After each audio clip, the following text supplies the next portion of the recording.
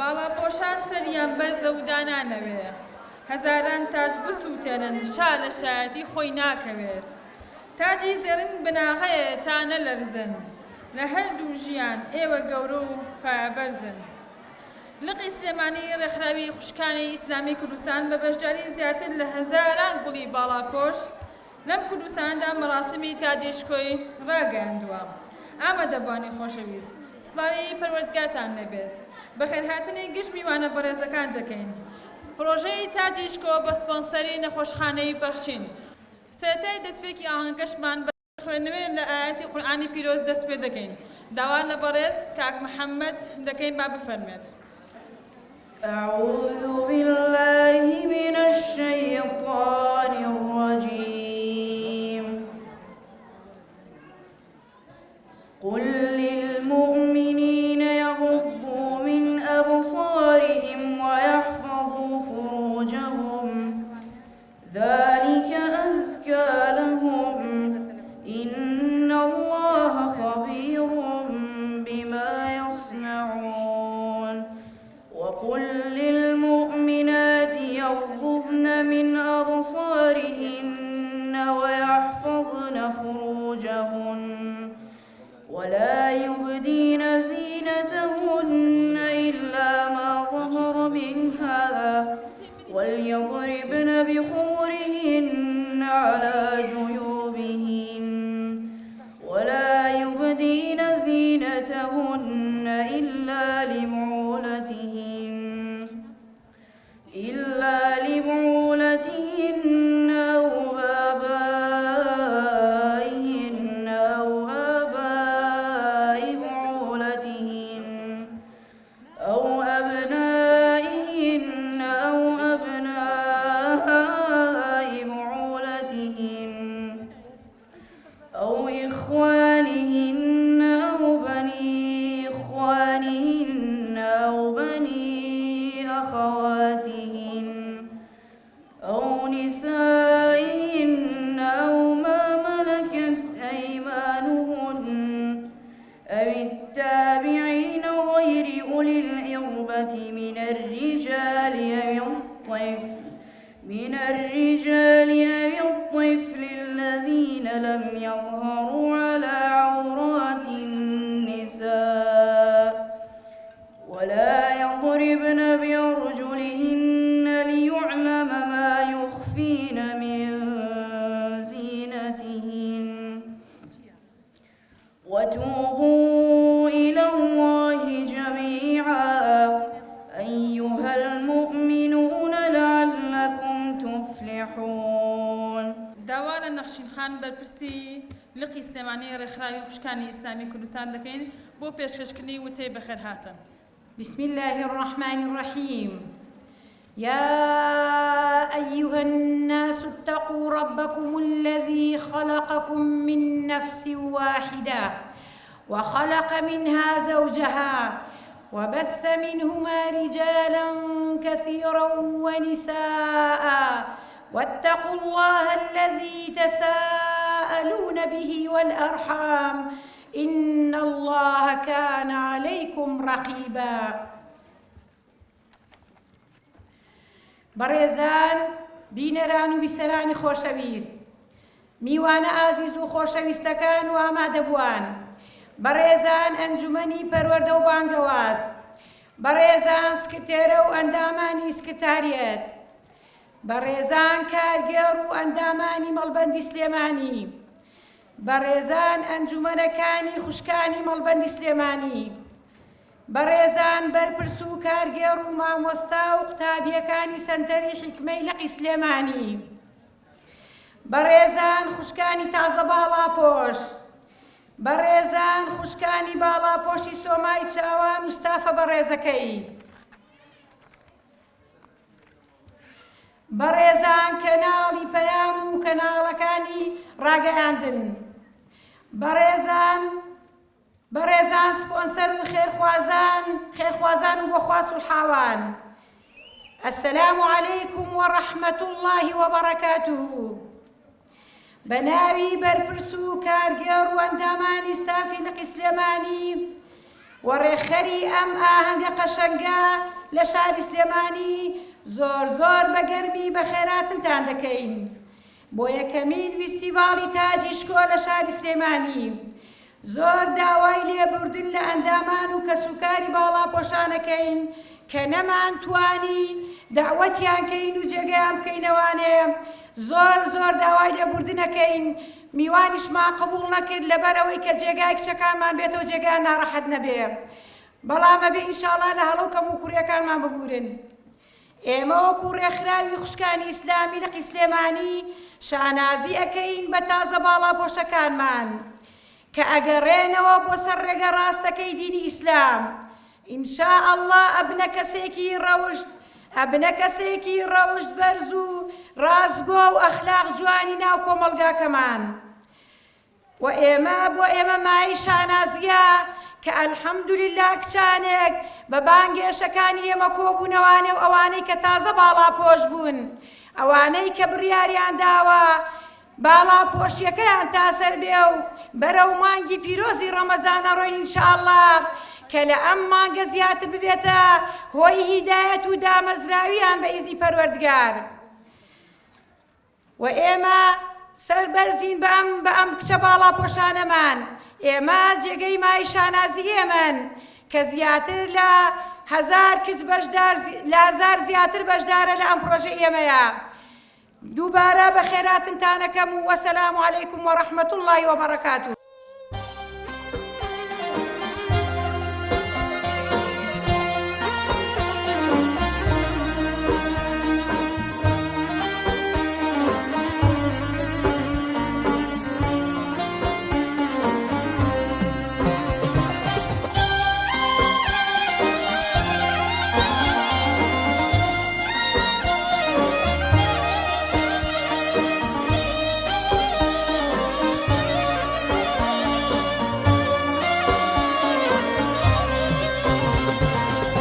سورتي ياسين كوصفي حسرتي لولاك أهلي ضلماي البجلوي سورتي طهاك أهلي ضلماي البجلوي سورتي طهاك هل كردستان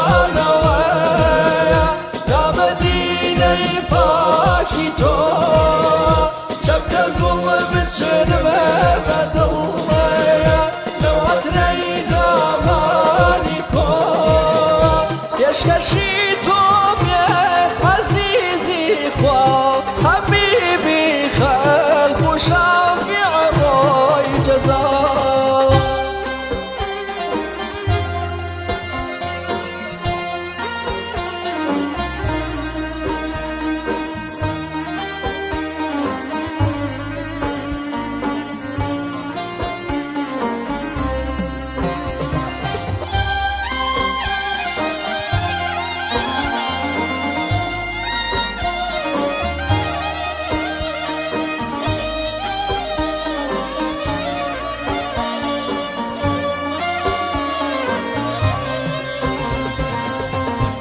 خاکی بردارگاهی قصری گرب سرداکا گدا هر نفس نفرد نتاجی قیصر و داراکا هر نفس نفرد نتاجی قیصر و داراکا هر نکردستان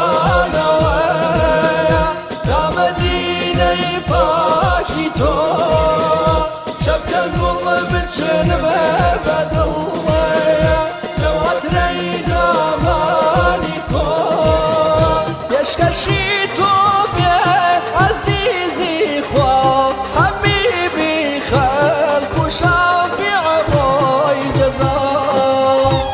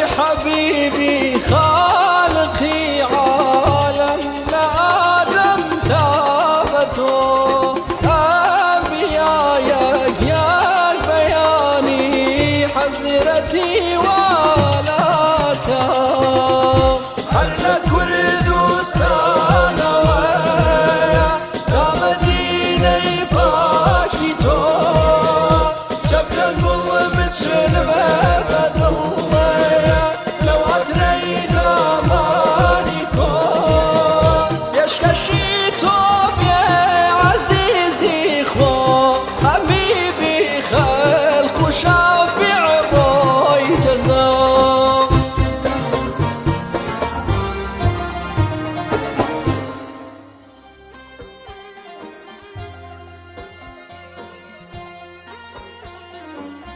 داوا بەڕێز مامۆستا محەممەد بامۆکی دەکەین بۆ پێشەشنی وتەکانی بەناوی حیجاب خێناسێ و حکمەتێکە بۆ ئێمەی ئافرەت.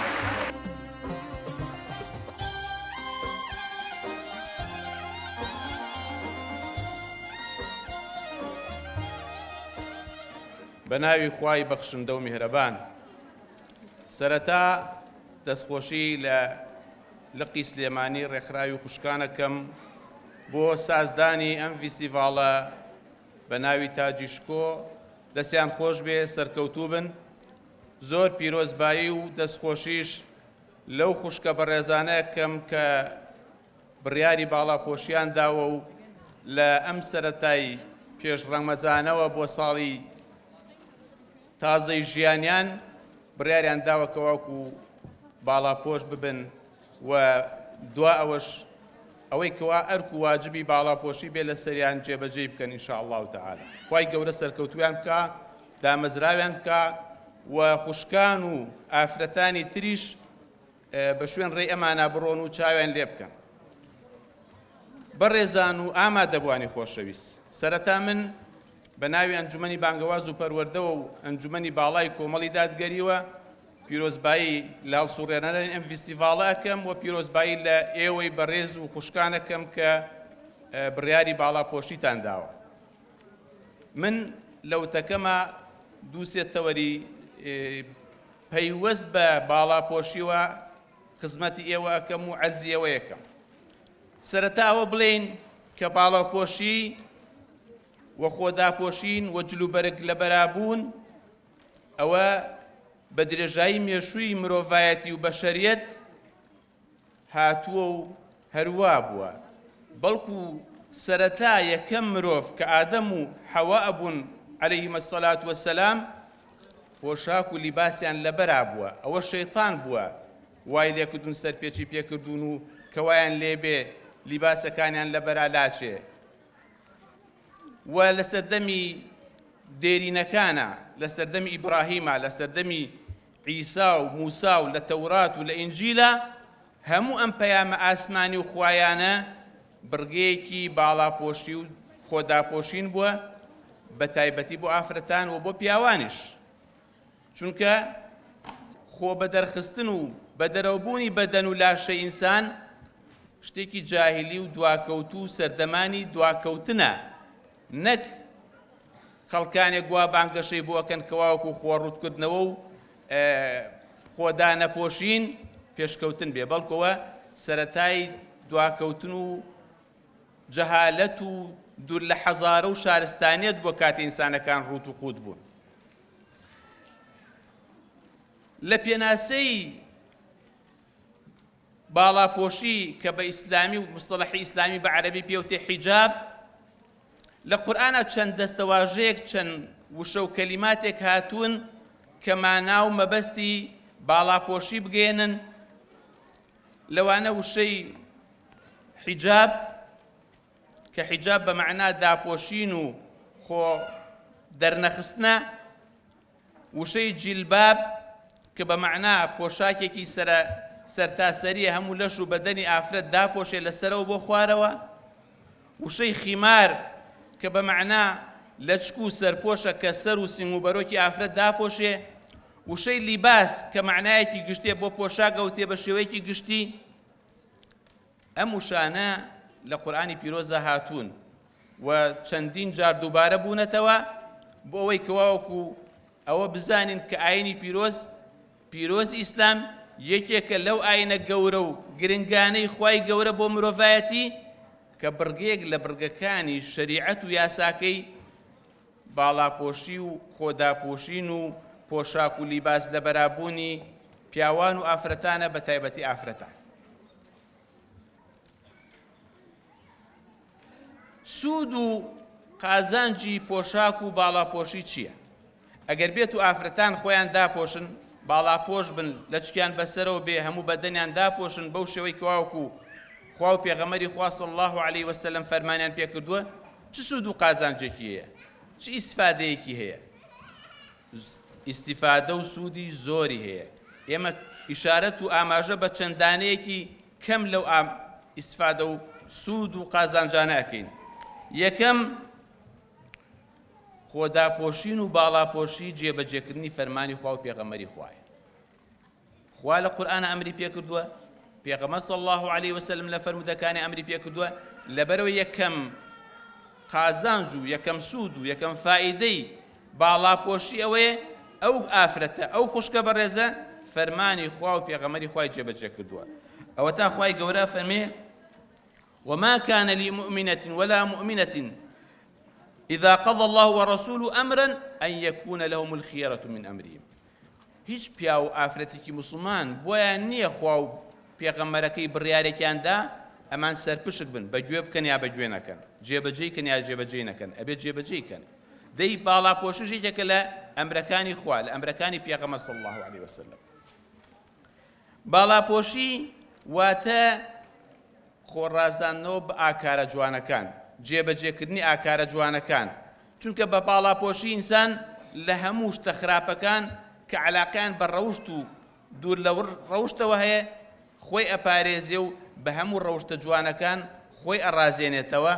بۆیە بەڕاستی ئەو خوشکەی ئەو ئافرەتەی کە باڵاپۆشە بەشێکی باشی داواکانی ئیسلامی بە تایبەتی لە ڕووی ئەخلاقی و داپۆشراوی و حیا و شەرم و داوێن پاکیەوە لە خۆیان بەجێهێناوە.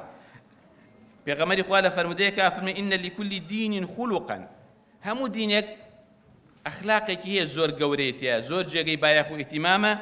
وئین خولق الئیسلام الحیاء، ئەو ئەخلاقش کە لە ئیسلامە زۆر گەورە و گرنگە حیا و شەرم و شکۆیە، کە بەڕاستی حیجاب و باڵاپۆشی زۆر بە جوانی حیا و شەرم و شکۆی ئافرەتی تیا دەرەکەوێت. پارێزگاری نەفسە لە هەموو ئەو جۆرە خراپانەی کە تووشی بێ. بەم باڵاپۆشیە ئافرەت دۆکو بڵێ پێناسەیەکی خۆیەکە لە کۆمەلگاکە لە بەرچاوی خەڵکەکانی تر بە تایبەتی پیاوان و پیاوانی بێگانە کە ئەم ئافرەتە خاوەن ڕەوشت و ئەخلاق و بەهابەرزەکانی دینە. بە پۆشاکەکەی بە باڵاپۆشیەکەی ئەمە نیشانی دەوروبەر و کۆمەلگاکەیە. خوای گەورە أفرمي يا أيها النبي قل لأزواجك وبناتك ونساء المؤمنين يدنين عليهن من جلابيبهن ذلك أدنى يعرفن فلا يؤذين. خوای گەورە ئەمر بە پێغەمبەرەکە صلی الله عليه وسلم کە بڵێت بە خێزانەکانی و بە کچەکانی و بە ئافرەتانی مسلمانان کە جیلباب بدەن بەسەر خۆیانە. جیلباب مانای سێ چوار معنای لێ کراوە، بەڵام مانای بەهێزیان ئەوەیە پۆشاکێکە لەسەرەوە بۆ خوارەوە هەموو لاشە و بەدەنی ئافرەتدا پۆشێ. عەبدولکەریم زەیدان ئەفەرمێ من پێم وایە وەکو عابای عێراقی وایە، ئەم عابا لە کوردەواری و لە عێراقی خۆمانە ئافرەت ئەیدا بەسەر خۆیان لەسەری جلەکانیەوە. ڕاگرتنی دڵ و دەرونی ئافرەتانە و لە بەرامبەریشا پیاوەکانیش بەم باڵاپۆشیە کە بەڕاستی خەڵک تووشی نەخۆشیە ئەخلاقی و دەرونی و دڵ نەخۆشی و ئەوانە نەبێت. ئەوە تا قورئان بە ئاوەڵانی پێغەمبەر کە سەحابەن و بەرزترین ئاستی ئیمانیان هەیە و بەرزترین کەسی ئەم ئومەتەن ئەفەرمێ وئیدا سەئەلتموهن مەتاعن، ئەگەر ئێوە داوای شتێک پێویستیەتێکتان لە خێزانەکانی پێغەمبەر کرد صلی الله عليه وسلم فاسألوهن من وراء الحجاب، ئەوە لە پشت پەردەوە داوای نەبکەن، ڕاستەوخۆ داوایان لێ مەکەن، ئەبێ ئەوان حجابێک لە بەینا هەبێ. ذلكم أطهر لقلوبكم وقلوبهن، ئەمە چاکتر و پاکترە بۆ دڵی ئێوەش و بۆ دڵی ئەوان. واتە ئینسان هیچ خراپەی لە دڵیا دروست نابێ، تووشی هیچ تاوانێک نابێ، هیچ خەتەرە و خەیاڵاتێکی خراپ نایە بە دڵیا کاتی ئەگەر ئافرەتەکان لە پیاوەکان و دیار نەبوون ئەمە بۆ خێزانەکانی پێغەمبەرە زانایانی تەفسیرە فەرمون هەروەها بۆ خێزان و ئافرەت و کچی هەموو مسلمانانە بە شێوەیەکی گشتی. شەرەف و ناموس و عیرز کە لای مسلمانان وەلای هەموو خەڵکێکی مرۆڤ دۆستیش شتێکی گەورەیە. بەڕاستی ئەم باڵاپۆشیە ئەتوانی بڵێ قەڵایەکە، هۆکارێکە بۆ ئەوەی کەواوکو عیفەت و داوێن پاکی و ڕەوشت بەرزی لە کەسەکانە پارێزگاری لێ بکە. باڵاپۆشی ئەگەر پاڵنەرەکەی ئیمان و باوەڕ و باوەڕبوون بەخوا و بە ڕۆژی دوایی و پاداش بێ و ترسان بێ لە سزای ڕۆژی دوایی، ئەوە نیشانەی ئیمانی ڕاستەقینەی ئەو کەسەیە کە پێشم وایە ئینشاءڵڵا زۆربەی ئەم خوشکانە و زۆربەی خەڵک کە ئیلتیزام بە ئیسلامەوەکە لە هەر بەشێکە بە تایبەتی لە ئێستا ئێمە باسی باڵاپۆشیەکەین، پاڵنەرەکە ئیمانە. خۆ کەسە نە دەستکەوتێکی دنیایی دەستەکەوێ، نە مەسلحەت و بەرژەوەندێکی پێدراوە، نە حیشتێکی دنیایی لە پشتەوەیە، تەنها پاڵنەر بۆ ئەوەی کەواوکو ئەم خوشکانە باڵاپۆش بوون ئیمان و باوەڕ و چاوەڕوانی پاداشتی خوایە لە ڕۆژی دواییە. وقل للمؤمنات يغضضن من أبصارهن ويحفظن فروجهن ولا يبدين زينتهن إلا ما ظهر منها وليضربن بخمورهن على جيوبهن. لم آية بيروزا كباسي خدا پوشينكاو باسي لچكو سر پوشدا أكا كبدري بسراو سينغو بروكي بيدا پوشن آفرتان أفرمي بآفرت إيمان داركان بلي آفرت باور داركان مواتا آفرتي باور داري دا إيمان دامزراوة كالا سيبم كارو أم بالا پوشي جيبجيكاو أم فرمانو أرك شرعيك فرماني خواو بيغمر صلى الله عليه وسلم أين تسرشاني خويو شانازي بيواك. برگەی کۆتایی باسی مەرج و شەرتەکانی پۆشاک و باڵاپۆشیەکەین لە ئیسلام ئەبێت چۆن بێ. یەکەم ئەبێ ئەو لیباسە ئەو پۆشاکە کە پێوتێ باڵاپۆشی هەموو لاشە و بەدەنی ئافرەت بگرێتەوە. ئێمە لە ئاەتەکانە دوو فەقەرەمان باس کرد. یەکیان باسی خیمار بوو کە سەرپۆشە، خیمار هەر لە عەرەبیا بەواڵێن سەری پێدا پۆشی. ئاەتەکەش فەرمێتی سنگ و بەرۆکیشاندا پۆشن، چکە لە عەرەبە جاهیلەکان لە چکەکەیان لە پشتەوە بەست و سنگ و ملیان بەدەرەوە بوو، لەبەرەوە ئیسلام ئەمری کردووە نە سەرپۆشەکەیان بکەنەوە سنگ و بەرۆکیشان داپۆشن. ئەوە خیمارەکە بەشی سەرەوەی لاشە داپۆشی. جیلباب و ئەوانی کەش بە تایبەتی جیلبابەکە هەموو لاشە داپۆشێ، یان ئەکاتە جگەلەوەی خۆشی داپۆشی و ئابایەکیش با بەسەریان لەسەرەوە بۆ خوارەوە هەموو گیانی داپۆشی. مەرجی دووەم ئەبێ ئەو پۆشاکە پان و پۆڕ بێ و تەسک و تروس نەبێ، بۆیە جلی تەسک حتا کوردی بێ، بەناو حیجاب بێ، پانتۆڵ بێ کە ئافرەتی کاتە پێی و تەسک و تروسکە، ئەوانە بەڕاستیی شەرعی نییە. ئەبێ پۆشاکەکە ئەوەنە فراوان بێ، ئەوەنە پان و پۆڕ بێ، شێوەی جسمی ئافرەتەکە دەرنەخا. سێم ئەبێ قایم و ئەستور بێ، نابێ ئەوەنە تەنک بێ کەواوەکو ژێر قماشەکە ژێر پۆشاکەکە بەدەنی ئافرەتەکە دەرکەوێت. پێغەمبەری خوا صلی الله علیه و سلم جارێک پارچە قماشێکی دا بە سەحابەیەک، فەرمی ئەوە چی لێ کردی؟ وڵا داوم بە خێزانەکەم. وتی ئەوە تەنکە با خێزانەکەت لە ژێرەوە شتێ لە بپۆشێ بۆی کەواوەکو لاشەی دەرنەکەوێت. نابێ ئەو پۆشاکە پۆشاکی شوهرە بێ، واتە دوو جۆر شوهرە هەیە، یان لەبەر زۆر گرانی و زۆر عەجایبی سەرنجی هەموو خەڵک و پیاوان ڕاکێشێ، یان جلێ بکاتە بەری زۆر ینی شڕوڕ و پینەکراوانە بێ بۆی وانیشان با زۆر دیندارە و زۆر بە تەقوایە و زۆر ئەوەی واژ نەبێ. هەردوو شێوەکەی لیباسی شوورە چ لەبەر زۆر گران بەهایی و عەجایبی بێ، چ لەبەر زۆر کەم نرخی و خۆنیشاندان بێ کەوەی زۆر زاهید و زۆر دنیانەویستە، هەردووکیان حرامە و دروستە. ئافرەت بە تایبەتی بۆ هاوسەری خۆی و هاوبەشی ژیانی خۆی دروستە هەموو خۆشی و جوانێکیانە بێ. بۆ دەرەوە ئەبێ ئافرەت بۆی کەواکو عنسورێکی کاریگەری ئیشکەری بەرهەمهێنی بەسوود بێ بۆ کۆمەلگا، ئەبێ بەڕاستی چەند بتوانێ خۆی داپۆشێ، خۆی لە هەموو شتێ بپارێزێ کەواکو خەڵک و خۆی و ئافرەتان و پیاوان تووشی هەڵە بکە. ئەمە بە کورتی ئەو شتانە بوو کەواکو من ویستم ئەستان بکەم پێناسەی پۆشاکی ئیسلامی و جیلباب و باڵاپۆشی چییە و حکمت و فەلسەفەی حیجاب و باڵاپۆشی چەند خاڵێک بوو عەرزم کردن. ئەوەش مەرج و شەرتەکان بوو. ومێ دەکەم جارێکی تریش ئەم خوشکە بە ڕێزانە باڵاپۆش بوون، خوای گەورە سەرکەوتویان بکە، موفەقیان بکە و خەڵکی تریش بە شوێن ڕێگەی ئەمانە بڕوا و شوێن پێی ئەمان هەڵگرێ و ئەمان بتوانن تا ئەو کاتەی لە ژیانان بەردەوام بن لەسەر ئەم باڵاپۆشیە بۆ ئەوەی کەواوەکو سەرکەوتوی دنیا ببن سەرفەرازی قیامەتیش بن. وەسەلام عەلەیکم وەڕەحمەتوڵڵاهی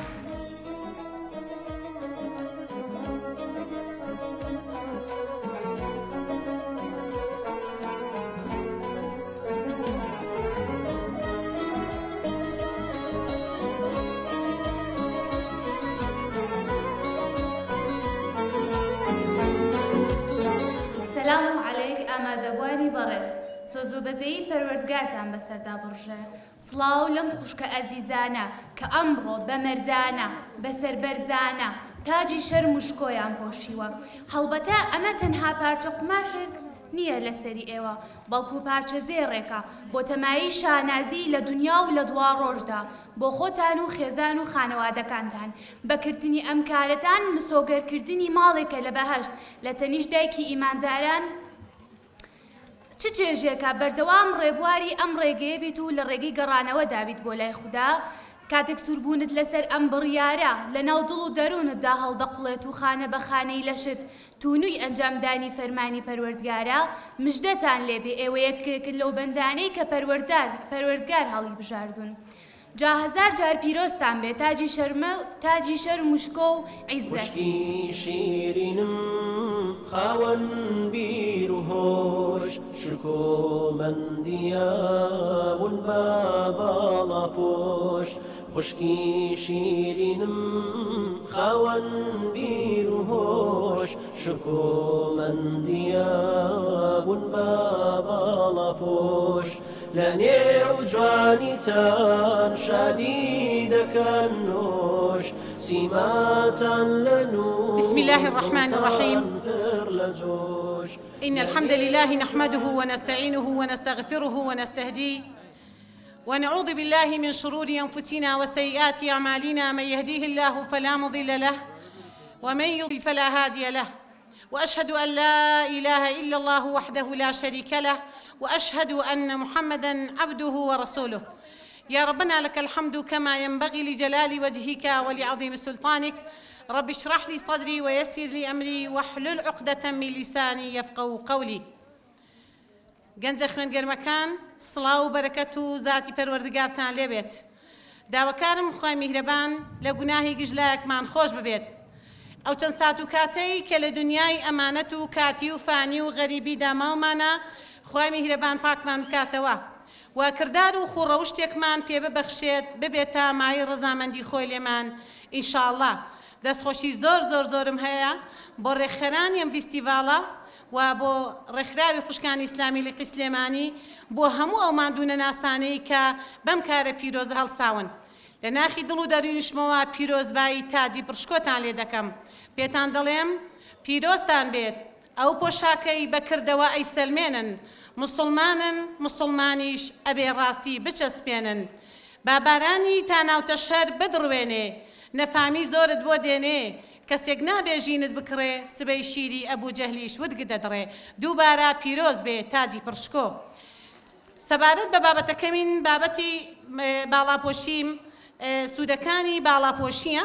ومێ دەکەم سوودێک بە ئێوەی گەنج، ئێوەی هەزناسک، ئێوەی باڵاپۆش، ئێوەی کە خۆتان دۆزیوەتەوە، ئێوەی کە بڕیارە دروستەکەتاندا بڕیارێکی بوێرانە، خۆنەویستانە، خواویستانە، قیامەتویستانە. ومێ دەکەم هەرێکێکتان لە بەهەشدا بەو باڵاپۆشە پڕشکۆیەوە تاجی حورمەت و زێڕ و تەقدیر و خۆشەویستی ئاڵتونتان لەلایەن زاتی پەروەردگارە پێشکەش بکرێ کە ئەو تاجە هەرگیز نە بە چاوبینیوتانە و نە بە خەیاڵیشتان داهاتووە. باڵاپۆشی هێمای پاراستنی تۆیە.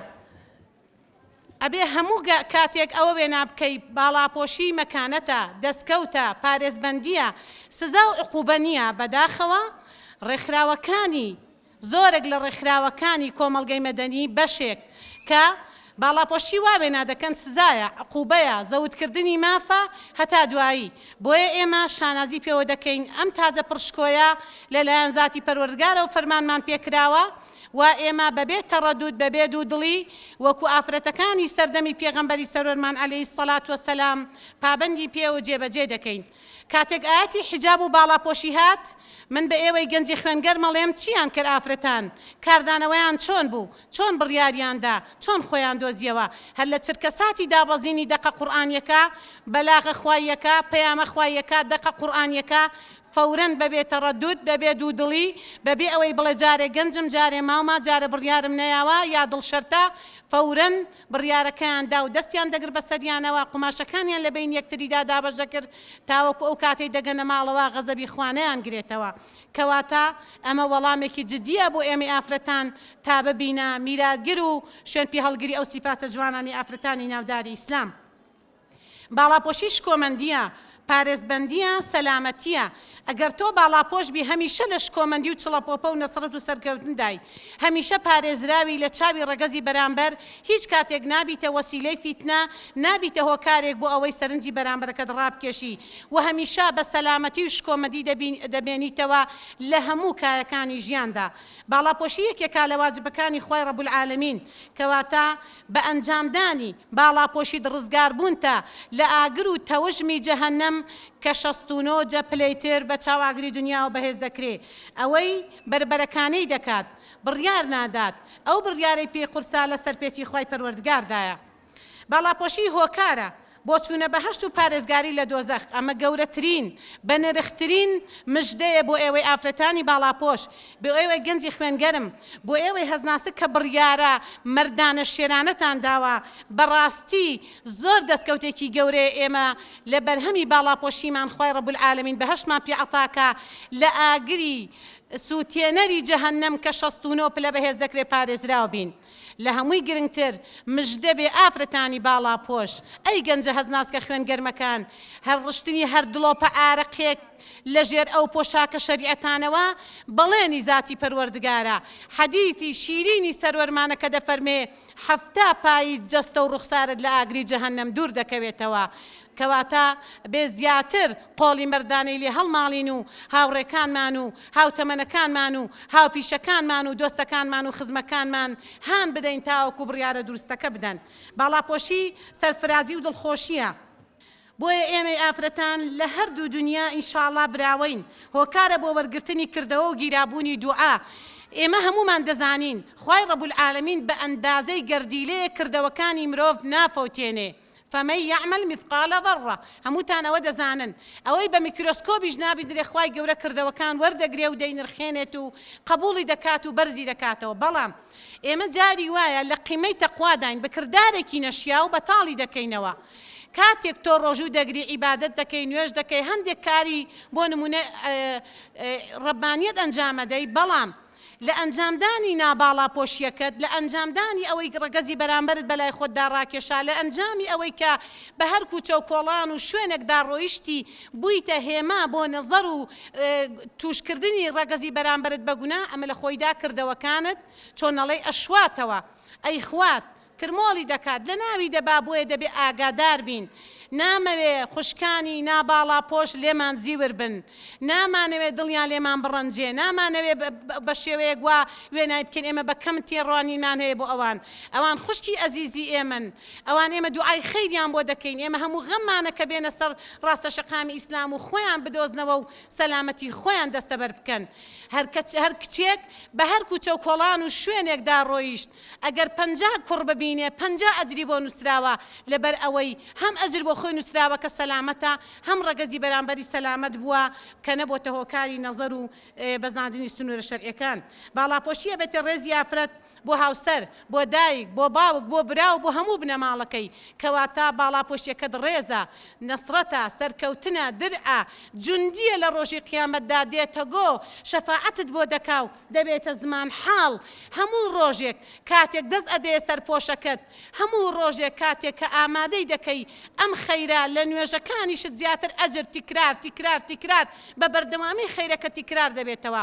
من ئەمڕۆ نوێژی نیوەڕۆ ئەکەم هەتاوەکو نوێژی عەسر، ئەیتر سەوابەکە لەو بینەدا هی نیوەڕۆم خوای پەروەردگار فرقەیەک مەلایکەت بۆ نمونە نوێنەراتی دەکا و ئینشاءڵڵا وەردەگیرێ هی ئەسر بە جۆرێکی تر ئەوە بۆ نمونە قەتعی تێکەوێ ناوبڕێکی تێکەوێ گرێ بەستەکە کۆتایی پێدێ تاوەکو گەمە عەسر بەڵام باڵاپۆشیەکەی تۆ بە بەردەوامی خەیرەکەت لە تیکراربوونەوەدایە بۆیە دڵخۆش بە بەو شکۆیە بەو ڕەمزە بەو هێمایە بەو تەطبیقی قورئانیە بەو جێبەجێکردنی فەرمانی خواییە باڵاپۆشی هۆکارە بۆ ئارامی و ئاسوودەیی دڵخۆشی ئەوانەی باڵاپۆشن هەمیشە مطمئینن دڵ ئارامن حەساون سەلامەتن هەست دەکەن کە ڕقابەتی پەروەردگار بەسەریانەوەیە و فەرمانە خوایەکان جێبەجێ کردووە هەست دەکەن سنوورە خوایەکانیان پاراستووە بۆیە هەمیشە نور و ڕووناکی قورئان لە قەلبیان ئایە و قەلبیان بۆتە قەلبێکی سەلیم ئافرەتی باڵاپۆش هەست بە چێژی ئیمان دەکات لەبەر ئەوەی وتمان فەرمانە خوایەکانی جێبەجێ کردووە خوشکی شیرینم خاوەن بیر و هۆش شکۆمەندیە ون بە باڵاپۆش خوشکی شیرینم خاوەن بیر و هۆش شکۆمەندیە ون بە باڵاپۆش لە نێو جوانیتان شادی دەکەن نۆش الله الرحمن الرحيم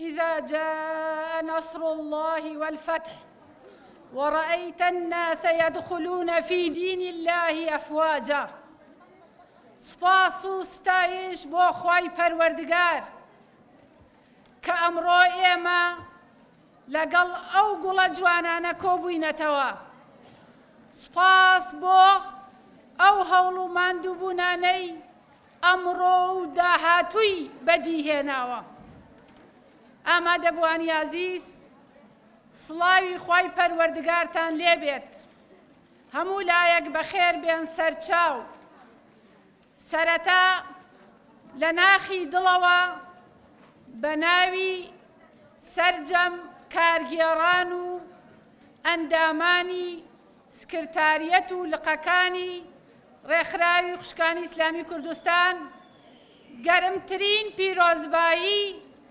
ئاراستەی ئەو گوڵە جوانانە و خێزانەکانیان و کۆمەڵگەی کوردەواریەکەین سوپاس بۆ خوای پەروەردگار کە ئەمڕۆ ئەبینین لەبەردەم هەڕەشە و شاڵاوی جیهانی بەرەو لە ڕێلادانی کچان و ژنان و ئاراستەکردنیان بەرەو داهاتوێکی نادیار بەڵام بە جوهد و هەوڵ و ماندووبوون و خەمخۆری و دڵسۆزی سەرجەم خەمخۆران لە نێوانیاندا کاری ماندوونەناسانەی 30 ساڵەی ڕێکخراوی خوشکانی ئیسلامی کوردستان ئەبینین شاڵاو و پۆلپۆلی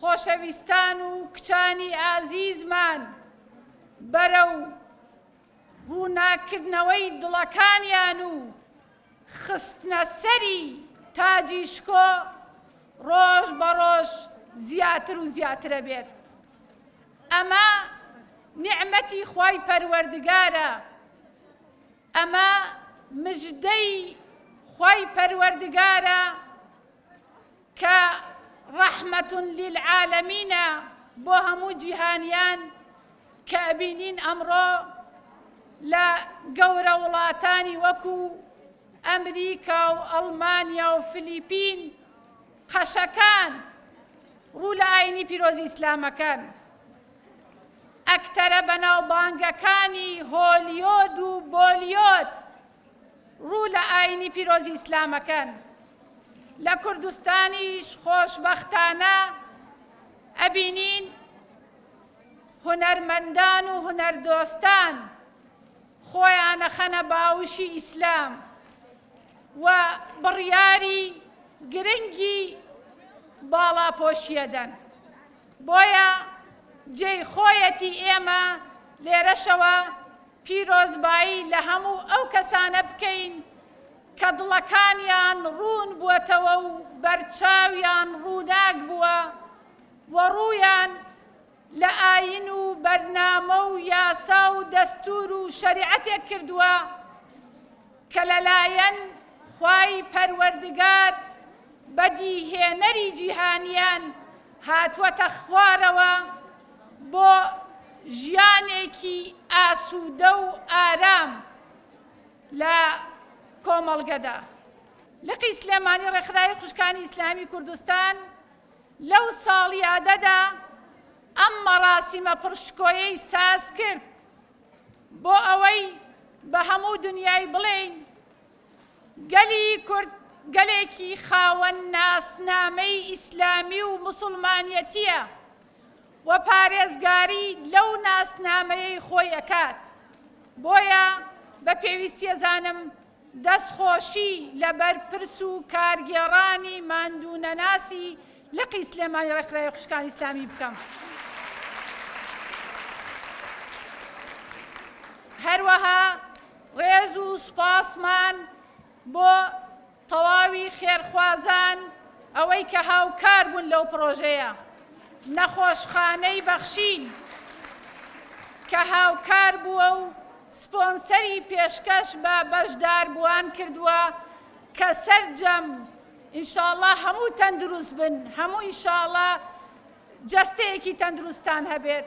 ئەگەر خوا نەخواسە پێویستان بە چارەسەری جەستەی هەبوو ئەتوانن بەو کارتێک کە لە بەردەستانایە سەردانی نەخۆشخانەی بەخشین بکەن و داشکان وەرگرن.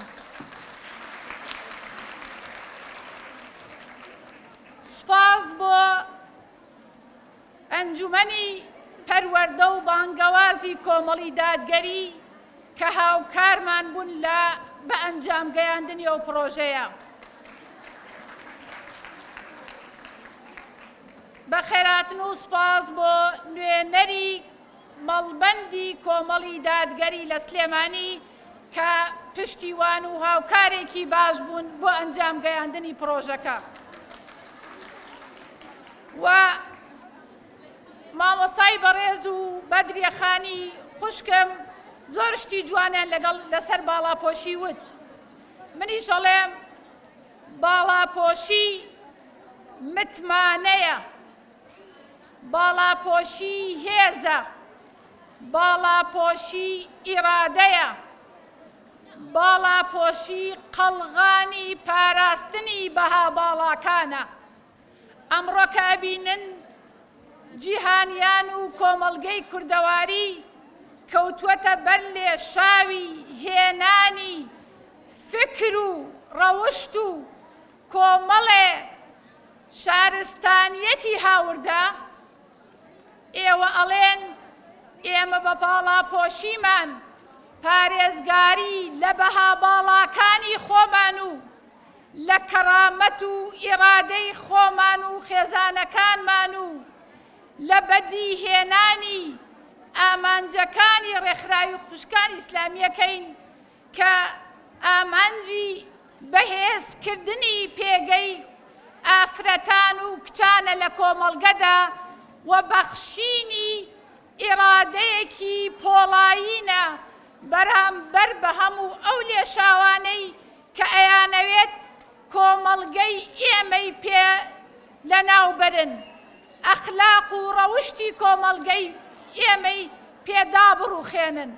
بەڵام ئێمە تا خاوەنی ئەم کچە جوانانە بین کە تاجی عیزەت و شکۆیان لەسەر کردووە، تا خاوەنی ئەو خێزانانە بین کە پارێزگاری لە خۆیان و هەیبەنە و کیانی خێزانەکانیانەکەن و بە پیر ئایەتی پیرۆزی ئین ئەکرەمەکم عیند الله ئەتقاکم ئەڕۆن و ئایەتی پیرۆزی ومەن یەتەق الله یەجعل له مەخرەجا دەکەنە ڕێڕە و دروش بوو ڕێگای ژیانیان بە دڵنیایی ئەتوانن ئەو قەڵغانە بەهێزە بن، ئەو ئیرادە بەهێزە بن کە بە نورانیکردنی دڵەکانیان، بە پاراستنی عیزەتی نەفسی خۆیان بە باڵاپۆشیان ئەتوانن ژیانێکی نوێ، ژینێکی نوێ و ژیانێکی پڕ لە ئارامی و بەختەوەری